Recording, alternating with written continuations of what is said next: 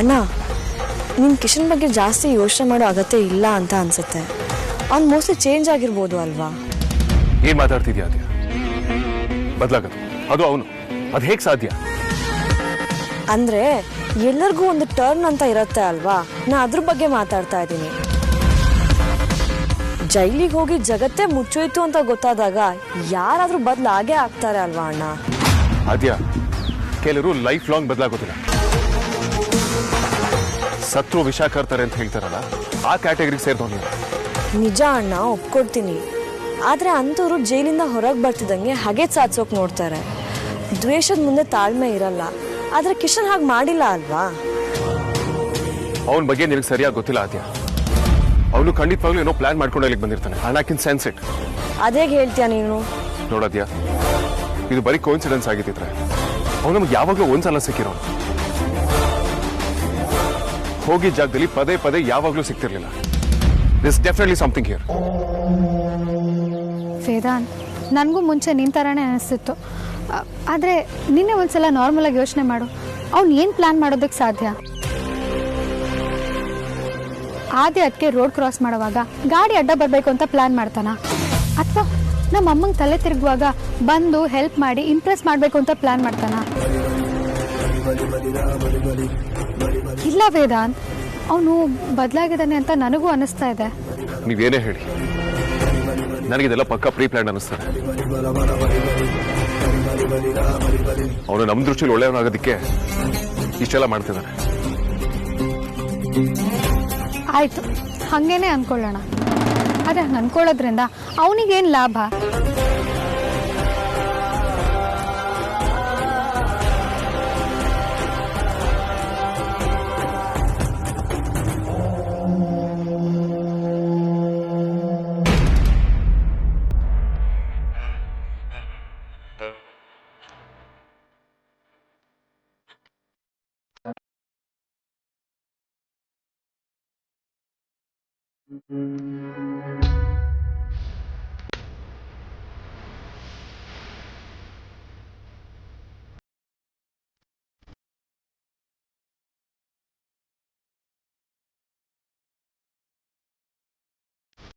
ನಮ್ಮ ಅಣ್ಣನ ಕಂಪ್ನಿಯಿಂದ ಲೂಟಿ ಮಾಡಿರೋ ದುಡ್ಡೆಲ್ಲ ಇಲ್ಲಿ ಭದ್ರವಾಗಿದೆಯಾ?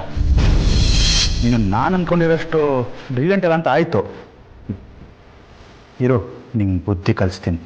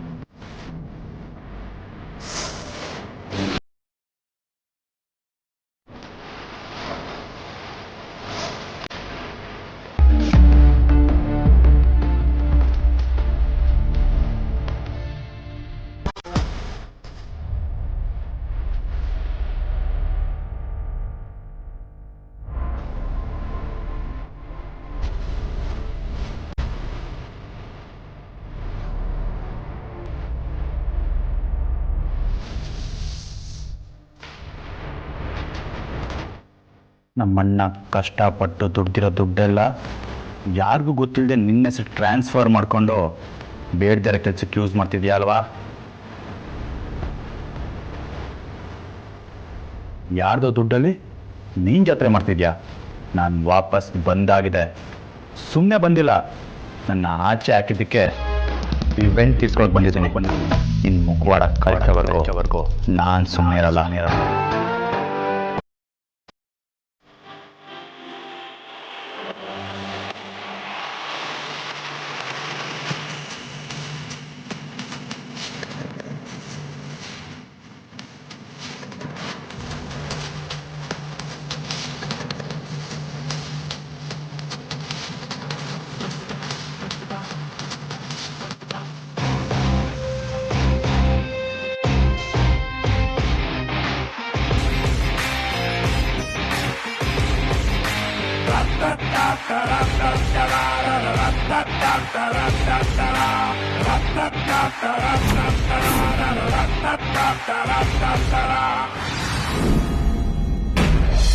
ನಮಸ್ಕಾರ ಗುರುಗಳೇ.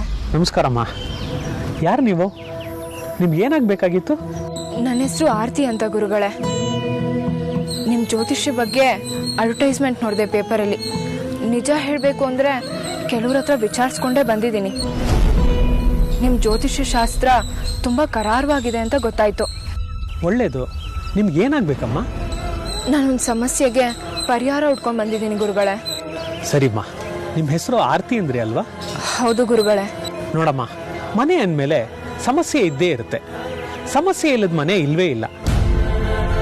ಈ ರೀತಿ ಸಮಸ್ಯೆ ಹೇಳ್ಕೊಂಡು ನನ್ನ ಹತ್ರ 100 ಜನ ಬರ್ತಾರೆ. ಅವರಿಗೆಲ್ಲ ಪರಿಹಾರ ಸಿಕ್ಕಿದೆ, ಒಳ್ಳೇದು ಆಗಿದೆ. ಇವಾಗ ನಿನ್ನ ಸಮಸ್ಯೆ ಏನು ಅಂತ ಹೇಳಮ್ಮ. ಗುರುಗಳೇ, ಮನೆಯಲ್ಲಿ ಒಂದಾದ್ಮೇಲೆ ಒಂದು ಸಮಸ್ಯೆಗಳು ನಡೀತಾನೆ ಇದೆ. ನನಗಂತೂ ಮನ್ಸಿಗೆ ನೆಮ್ಮದಿನೇ ಇಲ್ಲ. ನನ್ ಬರೀ ಇದ್ರದೇ ಚಿಂತೆ ಆಗೋಗಿದೆ. ಇವಾಗ ನನ್ನ ಹತ್ರ ಬಂದಿದೆಯಲ್ಲ, ಚಿಂತೆ ಯಾಕಮ್ಮ? ಏನಾಯ್ತು ಅಂತ ಹೇಳಮ್ಮ. ಗುರುಗಳೇ, ಅಡುಗೆ ಮಾಡೋಕ್ಕೆ ಪ್ರತಿಯೊಂದನ್ನು ರೆಡಿ ಮಾಡಿಟ್ಟಿದ್ದೆ. ತೆಂಗಿನಕಾಯಿ ಒಡೆದಾಗ ತೆಂಗಿನಕಾಯಿ ಪೂರ್ತಿ ಕೆಟ್ಟೋಗಿತ್ತು. ಪೂಜೆ ಮಾಡೋಕ್ಕೆ ಅಂತ ದೇವ್ರ ಮನೆಗೆ ಹೋದೆ. ದೀಪ ಹಚ್ಚೋಕೆ ನೋಡಿದ್ರೆ ದೀಪದ ಎಣ್ಣೆ ಕೆಂಪಗಾಗ್ಬಿಟ್ಟಿತ್ತು ಗುರುಗಳೇ. ಮತ್ತೆ ನಂದು ಮತ್ತೆ ವಿಕ್ಕಿ ಅವ್ರ ಫೋಟೋ, ಅಂದರೆ ನಮ್ಮ ಯಜಮಾನ್ರ ಫೋಟೋ ಕೈ ಜಾರ್ ಬಿದ್ದು ಹೊಡೆದೋಯ್ತು. ಮತ್ತೆ ನಮ್ಮ ಅತ್ತೆಗೆ ಮನೆಯಲ್ಲಿ ಕೆಟ್ಟದಾಗುತ್ತೆ ಅಂತ ಕನ್ಸು ಬಿತ್ತಂತೆ. ಇತ್ತೀಚೆಗಂತೂ ತುಂಬ ಸಮಸ್ಯೆಗಳು ಆಗ್ತಾನೇ ಇದೆ ಗುರುಗಳೇ. ನಮ್ಮ ಅತ್ತೆ ಕಡೆ ಒಬ್ರು ಜ್ಯೋತಿಷ್ರು 20 ವರ್ಷದ ಹಿಂದೆ ಈ ಮನೆಯಲ್ಲಿ ಇದೇ ಥರ ಸಮಸ್ಯೆ ಕಾಣಿಸ್ಕೊಂಡಿತ್ತು ಅಂತ ಹೇಳಿದ್ರು. ಈಗ ಮತ್ತೆ ಒಬ್ಬ ವ್ಯಕ್ತಿ ಮನೆಗೆ ಪ್ರವೇಶ ಮಾಡೋದ್ರಿಂದ ಅದೇ ಥರ ಸಮಸ್ಯೆ ಆಗುತ್ತೆ ಅಂತ ಹೇಳಿದ್ದಾರೆ ಗುರುಗಳೇ. ಆ ಜ್ಯೋತಿಷಿಗಳು ಹೇಳಿರೋ ಹಾಗೆ ಸದ್ಯಕ್ಕೆ ನಮ್ಮ ಮನೆಗೆ ಬರ್ತಿರೋ ವ್ಯಕ್ತಿ ಅಂದರೆ ಅದು ನನ್ನ ತಂಗಿನೇ. ನನ್ನ ತಂಗಿಗೂ ಈ ಸಮಸ್ಯೆಗೂ ಯಾವುದು ಸಂಬಂಧ ಇಲ್ಲ ಅಲ್ವಾ ಗುರುಗಳೇ? ಅವಳಿಂದ ಏನೂ ತೊಂದರೆ ಆಗಲ್ಲ ಅಲ್ವಾ? ಇದೇ ವಿಚಾರನ ನಿಮ್ಮ ಹತ್ರ ಕೇಳ್ಕೊಂಡು ಹೋಗೋಣ ಅಂತ ಬಂದೆ ಗುರುಗಳೇ.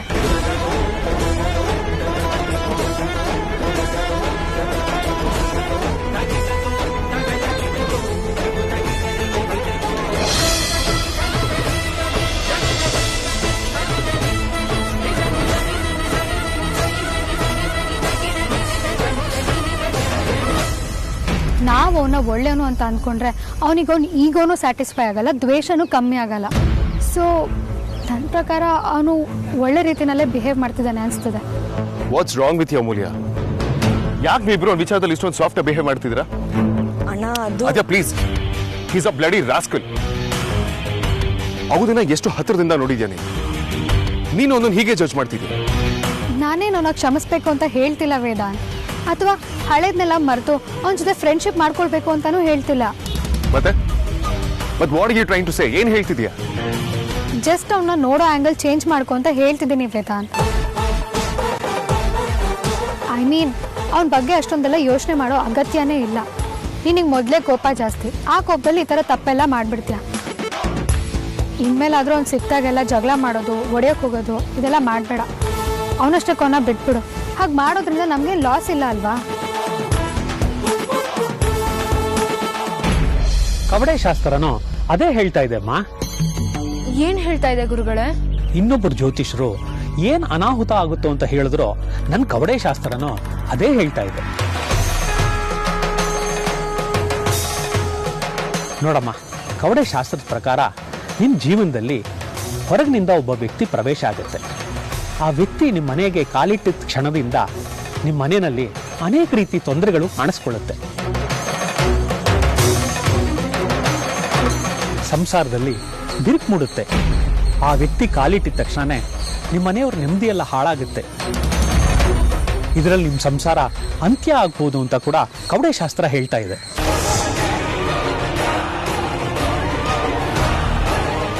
ಏನ್ ಹೇಳ್ತಾ ಇದ್ದೀರಾ ಗುರುಗಳೇ? ನಾನು ಕಲಿತಿರೋ ವಿದ್ಯೆ ಮೇಲೆ ಹೇಳ್ತಾ ಇದ್ದೀನಮ್ಮ. ನನ್ನ ಶಾಸ್ತ್ರದ ಲೆಕ್ಕಾಚಾರ ಯಾವತ್ತೂ ಸುಳ್ಳಾಗಿಲ್ಲ. ಶಾಸ್ತ್ರ ಏನು ಹೇಳುತ್ತೋ ಅದಾಗೇ ಆಗುತ್ತೆ. ನಿಮ್ಮ ಸಂಸಾರ ಕಾಪಾಡೋದು ತುಂಬ ಕಷ್ಟ ಇದೆ ಅಮ್ಮ. ಇದಕ್ಕೇನು ಪರಿಹಾರನೇ ಇಲ್ವಾ ಗುರುಗಳೇ? ಸದ್ಯಕ್ಕಂತೂ ಏನು ಪರಿಹಾರ ಇಲ್ಲಮ್ಮ. ಆ ದೇವ್ರ ಮೊರೆ ಹೋಗಮ್ಮ. ಅವನ ಆಶೀರ್ವಾದದಿಂದ ಏನಾದರೂ ಒಳ್ಳೇದಾದ್ರೆ ನಿಮ್ಮ ಸಂಸಾರಕ್ಕೆ ಒಳ್ಳೇದಾಗ್ಬೋದು. ಅದನ್ನ ನಿರೀಕ್ಷೆ ಇಟ್ಕೊಮ್ಮ.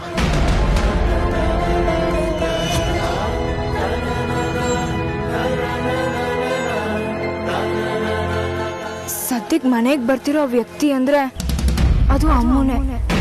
ಅಲ್ಲಿಗೆ ಅಮ್ಮನೇ ಈ ಸಮಸ್ಯೆ ಕಾರಣ ಆಗ್ಬಿಡ್ತಾಳ.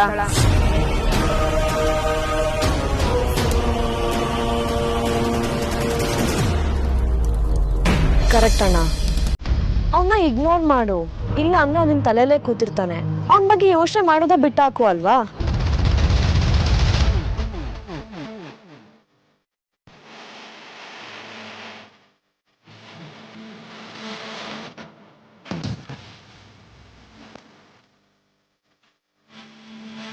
ಓಕೆ.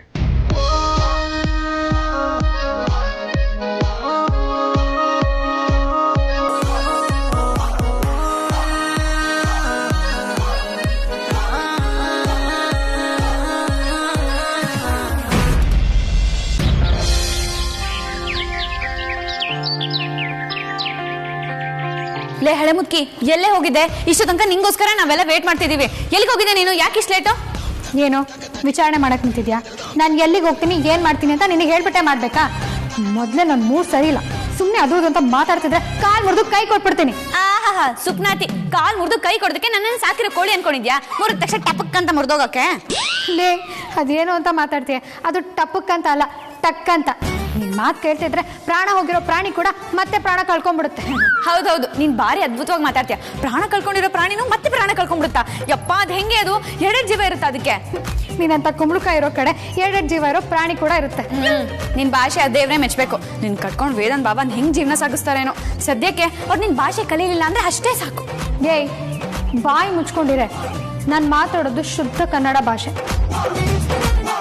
ಭಾಷೆ ಬರ್ದಿರೋರ್ಗು ನನ್ನ ಭಾಷೆ ಈಸಿಯಾಗಿ ಅರ್ಥ ಆಗುತ್ತೆ.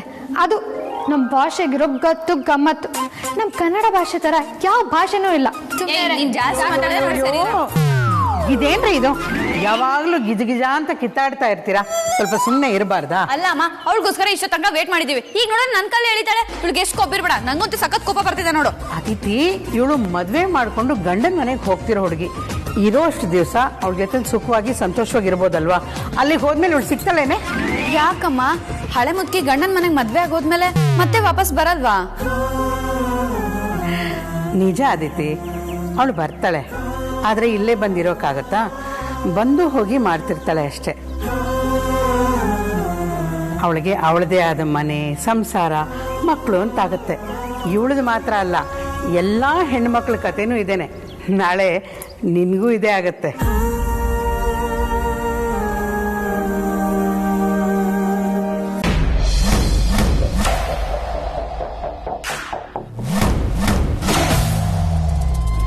ಎಂತೆಂಥವ್ರಿಗೋ ಸಾವು ಬರುತ್ತಂತೆ. ನಮ್ಮ ಮನೇಲಿರೋ ಈ ಮುದುಕಿಗೆ ಅದು ಯಾವಾಗ ಸಾವು ಬರುತ್ತೋ? ಇನ್ನೂ ಎಷ್ಟು ವರ್ಷ ಬದುಕಿರ್ತಾಳೋ? ಇವಳೊಂಥರ ನಡೆದಾಡೋ CCTV ಕ್ಯಾಮ್ರಾ ಇದ್ದ ಹಾಗೆ. ಯಾವಾಗಲೂ ಇವಳಿಗೆ ನನ್ನ ಮೇಲೆ ಕಣ್ಣು. ಕಣ್ಣು ತಪ್ಪಿಸಿ ಕೆಲಸ ಮಾಡೋದು ಅಂತಂದ್ರೆ ದೊಡ್ಡ ಸಾಹಸನೇ. ಛೇ,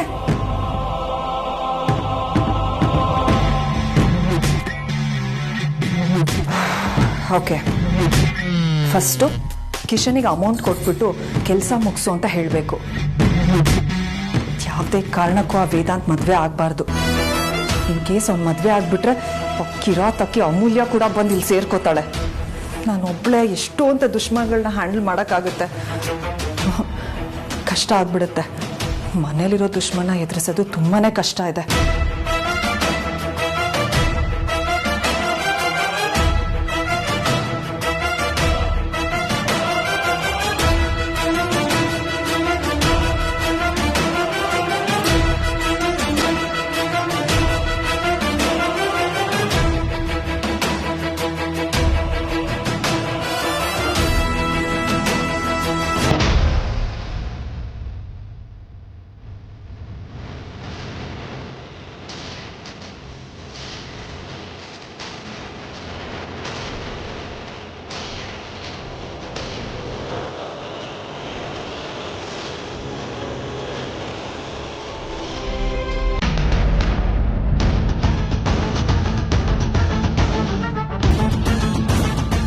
ಸುವಾಸಿನಿ, ನೀನೆಷ್ಟೇ ಹೋರಾಟ ಮಾಡಿದ್ರು, ಎಷ್ಟೇ ತಿಪ್ಪರ್ಲಾಗ ಹಾಕಿದ್ರು, ನೀನು ಕದ್ದಿರೋ ಒಂದೊಂದು ಪೈಸೆನೂ ನಾನು ವಾಪಸ್ ತಗೋತೀನಿ. ನಮ್ಮಣ್ಣ ನಿಯತ್ತಾಗಿ ನ್ಯಾಯದಾರಳಿ ಶ್ರಮ ಪಟ್ಟು ದುಡ್ದಿರೋ ದುಡ್ಡಿದು. ಇದನ್ನು ಅನುಭವಿಸೋಕ್ಕೆ, ಹಾಳು ಮಾಡೋದಕ್ಕೆ ಅವ್ರಿಗೆ ಮಾತ್ರ ಅಧಿಕಾರ ಇರೋದು. ಅವನನ್ನು ಬಿಟ್ಟು ಇನ್ಯಾರು ಕೂಡ ಇದರಲ್ಲಿ ಒಂದು ಪೈಸೆನೂ ಹಾಳು ಮಾಡೋ ಆಗಿಲ್ಲ. ನೀನಿಲ್ಲಿ ರಾಣಿ ಥರ ಮೆರೆಯೋಕ್ಕೂ ಆಗಲ್ಲ, ರಾಜ ಮಾತೆ ಥರ ಬಿಲ್ಡಪ್ ಕೊಡೋಕ್ಕೂ ಬಿಡಲ್ಲ. ಆಟದ ಮೊದಲಿನ ಭಾಗದಲ್ಲಿ ನೀನೇ ಲೀಡಲ್ಲಿರ್ಬೋದು, ಆದರೆ ಆಟದ ಕೊನೆಯಲ್ಲಿ ಗೆಲ್ಲೋದು ನಾನೇ. ಇಲ್ಲಿ ಗೆದ್ದೊಂದಷ್ಟೇ ಮರ್ಯಾದೆ, ಸೋತವನು ಸತ್ತ ಅಂತಾನೆ ಲೆಕ್ಕ.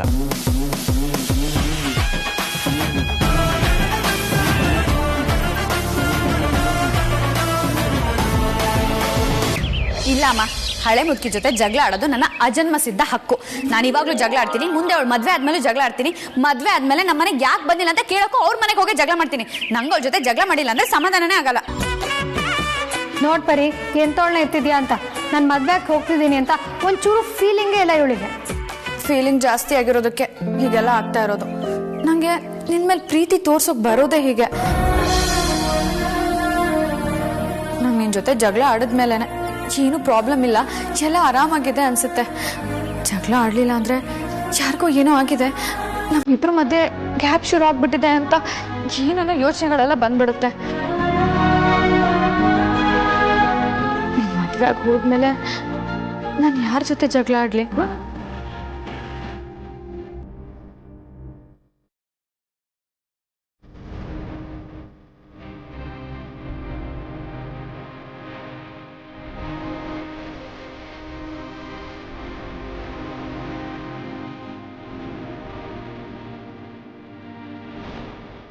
ಹೇಳೋದು ನಿಜ ಕಣೆ. ನಮ್ಮ ನೋಡೋರಿಗೆ ನಾವು ಜಗಳ ಆಡ್ತಿದ್ದೀವಿ ಅಂತ ಅನ್ಸುತ್ತೆ, ಆದರೆ ನಮಗೆ ಮಾತ್ರ ಗೊತ್ತು ಅದೇನು ಅಂತ. ಸರಿ, ನಿಮ್ಗೆ ಯಾವಾಗ ಜಗಳ ಮಾಡಬೇಕು ಅನ್ಸುತ್ತೋ ನನಗೊಂದು ಫೋನ್ ಕಾಲ್ ಮಾಡಿ, ನಾನು ಇಲ್ಲಿಗೆ ಬರ್ತೀನಿ. ನಿಂಗೆ ಸಮಾಧಾನ ಹಾಕೋಷ್ಟು ನನ್ನ ಜೊತೆ ಜಗಳ ಮಾಡಿ, ಆಯಿತಾ? ಪ್ರಳಯಾಂತಕರು ಕಣೆ ನೀವು.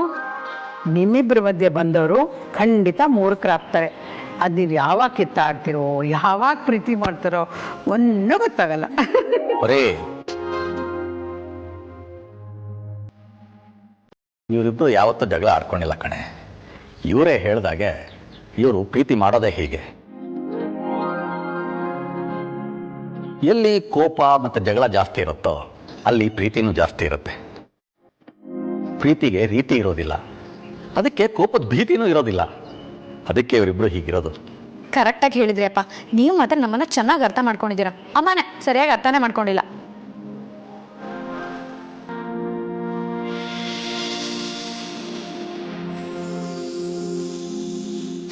ನಂಗೆ